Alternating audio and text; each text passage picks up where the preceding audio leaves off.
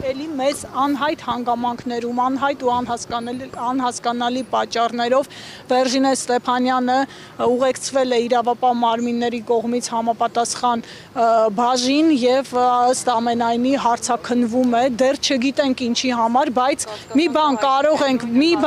նույնը չէ, այլ հանգամանքներ են հավանաբար, բայց մի բան կարող ենք պնդել, որ սա քաղաքական հետապնդում է, սա գործող թույլ իշխանությունների կողմից փորձ է մեր կանանց միջոցով փորձել ճնշել մեզ, բայց ես մի վատ նորություն ունեմ նրանց համար, մեր կանայք չեն վախենում նման հետապնդումներից, ուժեղ Հայաստանը չի վախենում որևէ հետապնդումից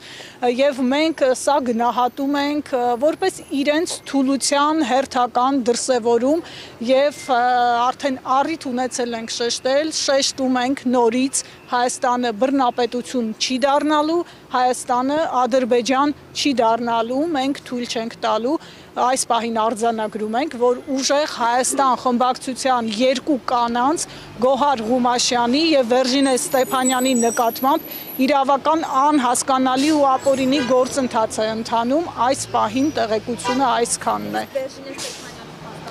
Փաստաբանի անունը այս պահին չեմ կարող ասել, իդեպ շեշտեմ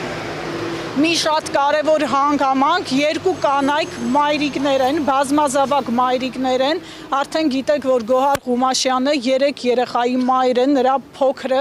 2 ամսականը չլրացած տղան հիմա նրան տանը սպասում է, իսկ Վերժինեն 2 անչափահաս երեխայի մայր է, այսքանը այս պահին, շնորհակալություն։